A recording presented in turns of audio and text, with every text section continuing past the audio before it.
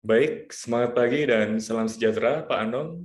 Jadi kami akan mempresentasikan tentang gerakan Indonesia berolahraga untuk meningkatkan imun masyarakat. Baik, jadi di sini saya akan menjelaskan tentang bab 1 pendahuluan. Perkembangan zaman yang semakin maju, maka partisipan masyarakat dalam pembangunan olahraga akan menentukan postur dan kemajuan pembangunan olahraga sampai ke suatu daerah. Jadi, pada olahraga bertumpu pada peran serta masyarakat dahulu telah dicoba dalam kemasan, gerakan memasyarakatkan olahraga dan mengolahragakan masyarakat. Artinya, seluruh warga masyarakat mengenal dan mengembari berbagai jenis olahraga serta membiasakan diri untuk berolahraga, meningkatkan partisipasi segenap lapisan masyarakat sehingga menjadi bagian dari kebiasaan.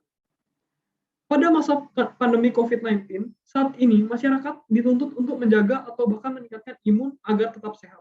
Banyak cara yang digencarkan dan populer di masyarakat seperti berjemur, mengonsumsi vitamin D, namun sebenarnya ada cara meningkatkan imun yang mungkin kurang populer manfaatnya terhadap imunitas dengan berolahraga. Saya lanjut ke tujuan. Pada bagian tujuan ini, untuk mengetahui pengaruh olahraga rutin, khususnya pada imun tubuh dan umumnya pada kesehatan tubuh. Selain itu, tujuan penelitian ini membuat gagasan gerakan yang bisa mempunyai pengaruh besar bagi kesehatan masyarakat, terutama di masa pandemi COVID-19, untuk mencapai tujuan, memastikan kehidupan yang sehat dan mendukung kesejahteraan bagi semua untuk semua usia. Terus ada rumusan masalah. Yang pertama, berisi tentang bagaimana pengaruh olahraga rutin terhadap imun tubuh. Yang kedua, bagaimana pengaruh sosialisasi terhadap motivasi masyarakat dalam berolahraga. Yang terakhir, ada manfaat. Pada bagian manfaat ini, terdapat manfaat teoritis dan manfaat praktis. Yang pertama, hasil penelitian ini dapat dijadikan salah satu bahan kajian dalam upaya mendalami motivasi masyarakat dalam meningkatkan imun dengan berolahraga dalam kebugaran jasmani pada masa pandemi COVID-19. Yang kedua, manfaat praktis. Hasil penelitian ini dapat dijadikan sebagai bahan kajian bagi atlet dan pelatih bawah melalui motivasi masyarakat dalam meningkatkan imun dan berolahraga kebugaran jasmani pada masa pandemi COVID-19. Olahraga terhadap sistem imun tubuh. Apa itu imun tubuh? Sistem imun merupakan sistem pertahanan atau kekebalan tubuh. Sistem imun berperan dalam mengenal, menghancurkan benda-benda asing atau sel abnormal yang merugikan tubuh. Bagaimana sistem imun bekerja? Mikroorganisme dan zat-zat asing yang menyerang tubuh disebut sebagai antigen atau penyakit. Saat antigen terdeteksi, serangkaian respon imun akan terjadi untuk melindungi tubuh dari terinfeksi. Pada proses tersebut, beberapa macam sel bekerja sama untuk mengenali antigen dan memberikan respon. Apa dampak penurunan sistem imun? Masalah pencernaan yang terus-menerus, selalu merasa lelah, 2 atau lebih dari infeksi sinus dalam setahun, infeksi jamur dan sariawan, demam ringan, masalah pada sendi. Pengaruh olahraga terhadap imun tubuh. Antibodi sel darah putih beredar lebih cepat saat berolahraga, sehingga dapat mendeteksi risiko penyakit dengan cepat. Olahraga juga berpengaruh memperlambat pertumbuhan bakteri dan memperkuat sistem imunitas melawan penyakit. Hal ini dibuktikan dengan adanya penelitian David Nieman, seorang profesor kesehatan masyarakat dan direktur Human Performance Lab di Appalachian State University. Untuk meningkatkan imun tubuh bisa dilakukan dengan rajin berolahraga. Olahraga yang baik dan meningkatkan sistem imunitas juga dipengaruhi oleh frekuensi, durasi, konsisten, dan jenis olahraga memainkan peran penting untuk meningkatkan sistem imunitas tubuh. Imunitas tubuh yang kuat akan membantu melindungi tubuh dari serangan penyakit dan virus. Pengaruh olahraga terhadap kesehatan mental. Jadi, olahraga ini mempunyai pengaruh terhadap kesehatan mental. Salah satunya mampu meningkatkan fokus dan konsentrasi, lalu mengurangi rasa cemas berlebihan, dan juga membantu memperbaiki dan meningkatkan kualitas tidur, dan yang terakhir, meningkatkan rasa kepercayaan diri. Pengaruh kesehatan mental terhadap imun tubuh. Menurut Dini Rahmat Bintari, selaku psikolog dari Universitas Indonesia, kesehatan mental adalah keadaan sejahtera setiap individu dengan menyadari potensi yang dimilikinya. Di antaranya ditandai dengan kemampuan untuk bekerja secara produktif. Kesehatan mental ini tutur dia memiliki hubungan yang erat dengan kesehatan tubuh, termasuk dalam hal sistem imun. Yang artinya, semakin baik kesehatan mental yang kita miliki, maka akan semakin baik juga kesehatan tubuh kita, juga sistem imun kita. Baliknya, orang yang kesehatan mentalnya terganggu akan mengalami gangguan suasana hati, kemampuan berpikir, serta kendali emosi yang pada akhirnya mengarah pada perilaku buruk. 3 masalah kesehatan mental yang paling umum terjadi adalah cemas, depresi, dan stres. Menjaga kesehatan mental bertujuan untuk meningkatkan sistem imun tubuh dari keluhan fisik yang disebabkan oleh kondisi stres, rasa cemas berlebihan, dan kekhawatiran dengan penyebaran COVID-19 sehingga tidak mudah terkena gejala COVID-19.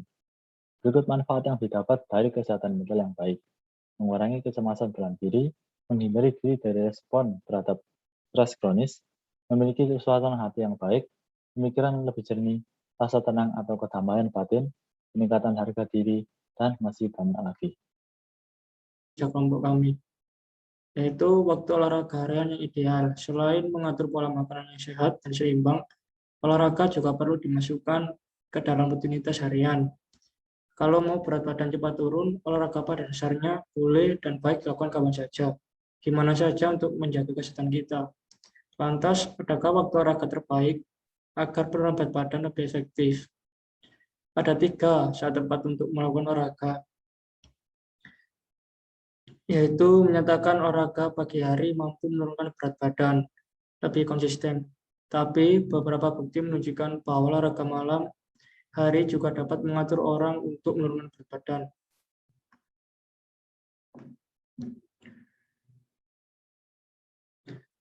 Nomor 1, olahraga pagi. Usahakan Anda di pagi hari melakukan lari pagi atau jogging selama 10 menit dengan keadaan perut kosong, karena itu cara terbaik untuk membakar lemak yang tersimpan, menurunkan berat badan, dan menjadi lebih ideal. Nomor 2, olahraga di pagi hari sangatlah lebih ideal untuk membakar lemak dan menurunkan berat badan.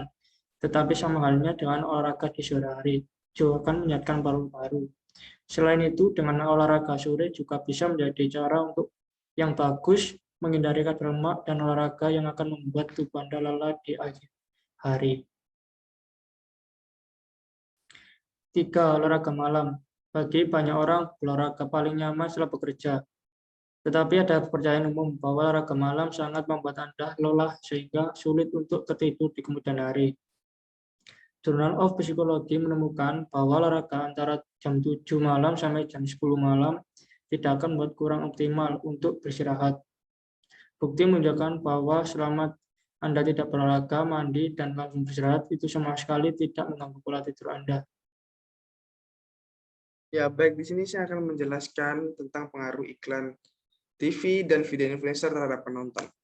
Yakni pertama periklanan. Periklanan adalah komunikasi komersil dan non-personal tentang sebuah organisasi dan produk-produknya yang disebarluaskan melalui media massal seperti televisi, radio, koran. Adapun media massal modern yakni ada telepon genggam, ada aplikasi yakni Instagram, Twitter, dan juga TikTok. Definisi konsumtif ini dibagi menjadi 4, yakni customer. Customer adalah pelanggan ataupun orang yang membeli pada sebuah toko ataupun produk. Yang kedua ada customer atau consumer maksud saya, atau konsumen, yakni pemakai produk tertentu. Yang ketiga ada pembelian individu, adalah seseorang yang melakukan pembelian untuk tujuan pribadinya. Yang keempat ada user, yakni pemakai produk tersebut. Selanjutnya ada influencer. Influencer adalah seorang selebriti ataupun artis yang mempromosikan produk tertentu untuk mempercayai followernya agar membeli produk tersebut. Dan terakhir ada iklan media massa. Iklan media massa ini sangat berpengaruh terhadap kepribadian masyarakat di Indonesia.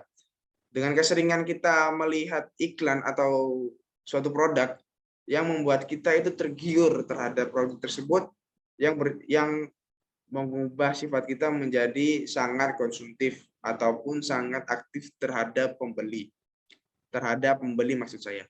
Adapun kerangka pengaruh iklan sebagai berikut. Ada media massa di sini. Media massa dibagi menjadi 2, yakni media massa modern dan tradisional. Tradisional ada surat kabar, majalah, televisi, film layar lebar. Adapun media massa modern, yakni ada internet, telepon genggam, atau aplikasi di telepon, Instagram, TikTok, Twitter, dan juga lain-lain. Yang sering kita lihat adalah televisi yang memuat banyak produk-produk, memuat iklan produk yang sangat banyak yang membuat kita tergiur. Yakni konsumen ini dibagi menjadi dua, masyarakat desa dan masyarakat kota, yang membentuk perilaku konsumtif menjadi kepribadian dan konsep diri yang membuat kita menjadi sikap kepercayaan diri dan juga proses belajar yang mudah. Baik, selanjutnya adalah gagasan. Nah, jadi berdasarkan tujuan untuk memastikan kehidupan yang sehat dan mendukung kesejahteraan bagi semua untuk semua usia, maka gagasan yang kami buat adalah Gerakan Indonesia Berolahraga untuk meningkatkan imun masyarakat. Nah, untuk bentuk kerjanya karena berskala nasional, jadi Gerakan Indonesia Berolahraga ini membutuhkan kerja dari pemerintah untuk membuat dan melaksanakan beberapa program untuk berbagai golongan dan umur masyarakat. Nah, program ini berupa sosialisasi manfaat dan pelatihan olahraga, terutama pada masa pandemi COVID-19 dan dalam berbagai bentuk, tergantung pada sasaran golongan dan umur. Nah, sebenarnya sasarannya adalah untuk seluruh masyarakat Indonesia, tapi di sini menjadi 3 bagian, yaitu pegawai pemerintahan, siswa dan mahasiswa, dan juga masyarakat umum. Selanjutnya bentuk sosialisasinya yaitu berupa iklan di media elektronik, influencer dan content creator, dan juga seminar. Selanjutnya aksi gerakannya yaitu berupa pelatihan olahraga sebagai acara televisi, penguatan kurikulum olahraga, dan juga pelatihan olahraga di pemerintahan, sekolah, kampus, dan untuk umum, secara online maupun langsung terbatas.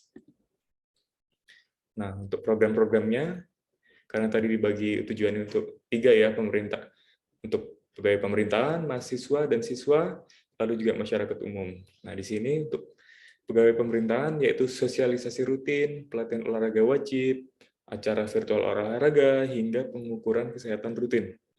Untuk program siswa dan mahasiswa di masing-masing sekolah atau kampus, sama seperti di atas, yaitu sosialisasi, acara olahraga bersama online, penguatan kurikulum pendidikan tentang olahraga dan kesehatan, lalu pengukuran kesehatan rutin.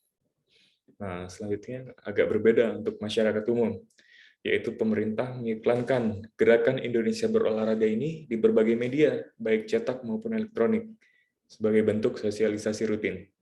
Lalu pemerintah bekerjasama dengan pihak pengusaha televisi untuk menyiarkan program pelatihan olahraga setiap hari yang sesuai dengan berbagai kelas usia, atau bisa dikhususkan untuk kelas usia tertentu.